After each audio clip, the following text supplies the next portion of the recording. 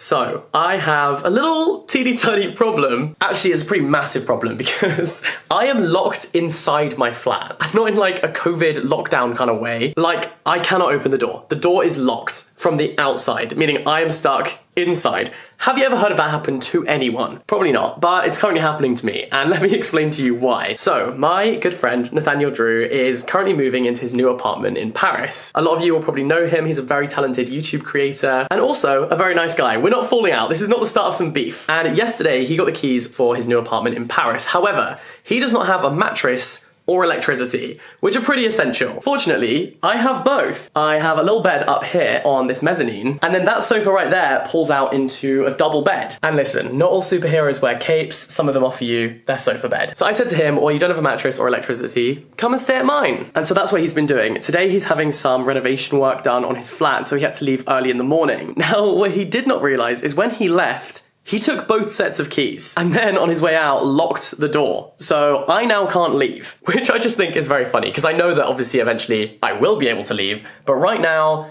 he's quite tied up and busy, so it's gonna be a little while until I can get out of here. I'm gonna make the most of this time and get through a few books that I've been meaning to read, and I'm just gonna chill, take a slow day, and you know what? I think this is like a blessing from the universe. The universe knew this is what I needed.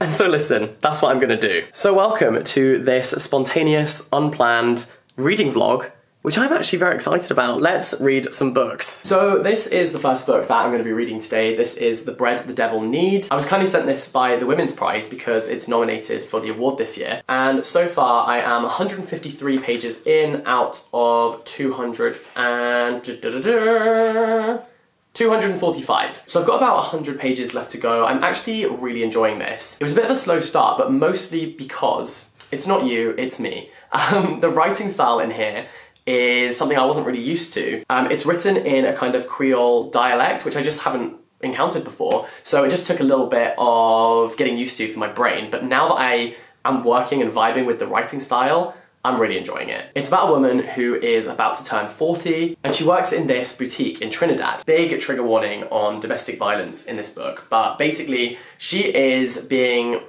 horribly treated by her husband, and being attacked by him is sort of just like the norm. She also has a lover who actually does kind of treat her a little bit better.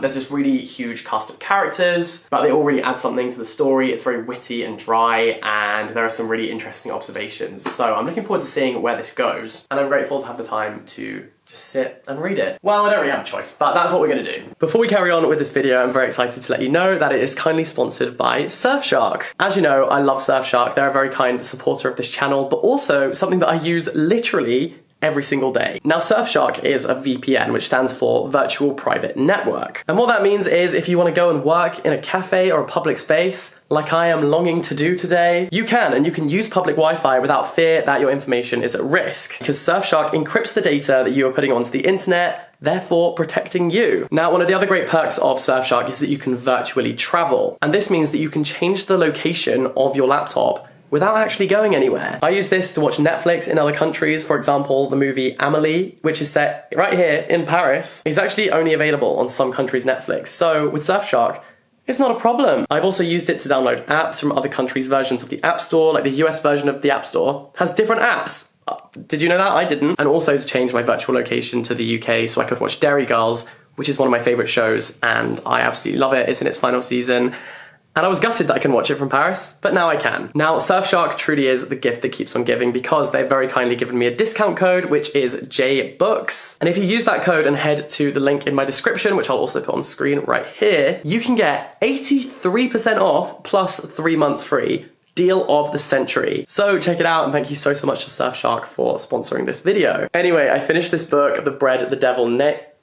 Every time I try to say this out loud, my brain automatically wants to say The Bread the Devil Ned, but it's The Bread the Devil Need, obviously. If you have more than one brain cell, unlike me, you will not struggle with that. However, I can't help it. Every time I look at it, that's what my brain does. That's what my brain says. Anyway, I read this book and holy moly, it completely, the last like 100 pages just knocked the wind out of me completely. There are some great and shocking twists that I did not see coming, and I really thoroughly enjoyed this. I think I might have said this before, but this is nominated for the Women's Prize this year, and that's why I have a copy. And I'm incredibly glad that it was nominated, because I just don't know if I would have picked this book up otherwise, but ended up bloody loving it. And I really would love to see this win the Women's Prize this year. It's so original, it's so unique. The character is completely and utterly unforgettable. And to be able to write like that, I think, is a real talent. And yeah, I mean, I am a big fan of this. I think I'm going to be raving about this for a while. Now, my next step when reviewing a book, so after I've just finished it, is to write down my thoughts in my reading log. Something I always quote is Caleb Azuma Nelson in the book Open Water, which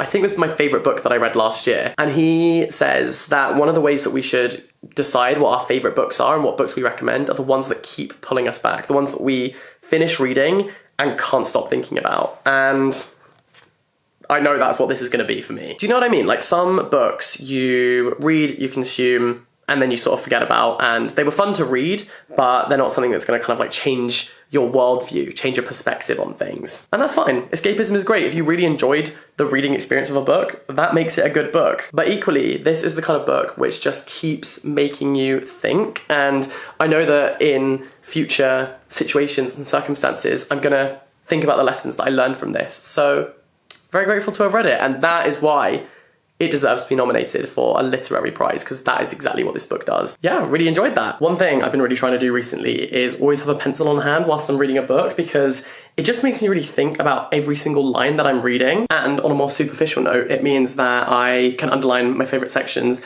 take pictures of them, and put them on my Instagram. So everyone's a winner. However, you know who isn't a winner? This pencil, because I sat on it. And unfortunately, my lovely pencil that I had is now in 2 pieces. Maybe today's not my day, but we're persevering. We're really trying to be optimistic, because look, it still works. I can still use that, that's fine. Just now, my rubber is on a separate piece. Actually, eraser, for those of you who are Americans, and rubber means condom. I meant this. We call that a rubber. And now over to the bookshelf for something I'm gonna start from scratch.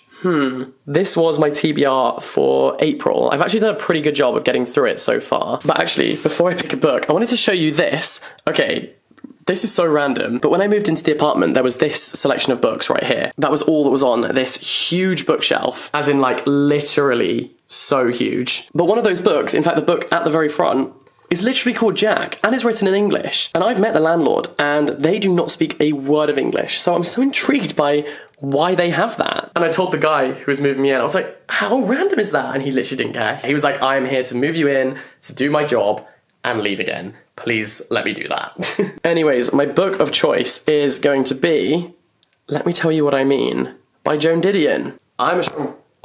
Okay, so I'm not sure what happened there. What I was going to say is I'm a strong believer that you can never go wrong with a bit of Joan Didion. And so today I'm going to be reading this. Let me read you the blurb. From one of the most iconic and influential writers comes 12 pieces never before collected that offer an illuminating glimpse into the mind and process of this legendary figure. Mostly drawn from the earliest part of her astonishing 5-decade career, Didion writes about a Gamblers Anonymous meeting, a visit to William Randolph Hearst's castle, and on topics ranging from Nancy Reagan to Robert Mapplethorpe, as well as Martha Stewart and Ernest Hemingway. With an introduction by Hilton Als, this collection is classic Didion, incisive, bemused, and stunningly prescient.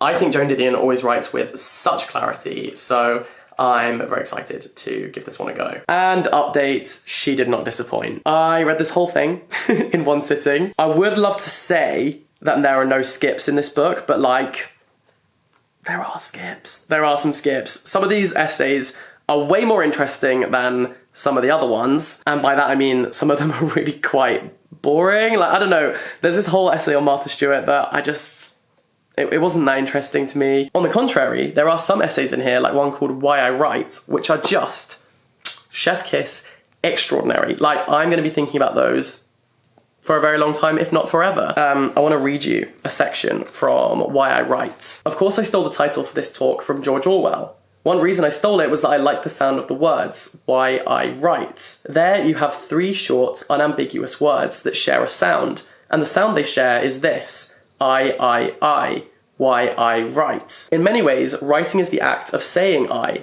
of imposing oneself upon other people, of saying, listen to me, see it my way, change your mind. It's an aggressive, even hostile act. You can disguise its aggressiveness all you want with veils of subordinate clauses and qualifiers and tentative subjunctives, with ellipses and evasions, with the whole manner of intimating rather than claiming, of... I can't turn the page with one hand. I'm using my mouth to do it. Okay, we're there, okay. Alluding rather than stating. But there's no getting around the fact that setting words on paper is the tactic of a secret bully, an invasion, an imposition of the writer's sensibility on the reader's most private space.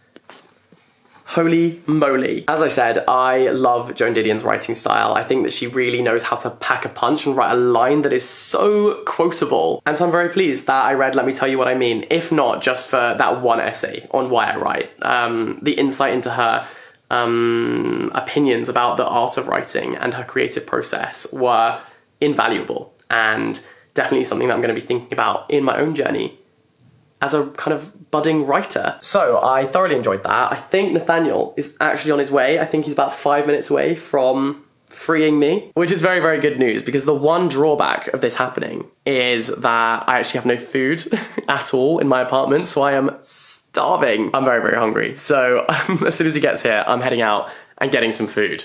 Look who decided to show up. I come bearing gifts. You think you can win me back over with quiche? It's a start, okay? I need to be forgiven. Also, some chouquette. Oh, that is my favourite, to be fair. So, I try and get everyone on these. They're my favourite thing. They're fucking amazing. You know, I don't even have toilet paper. Oh my god. It's been a shit time in only one way.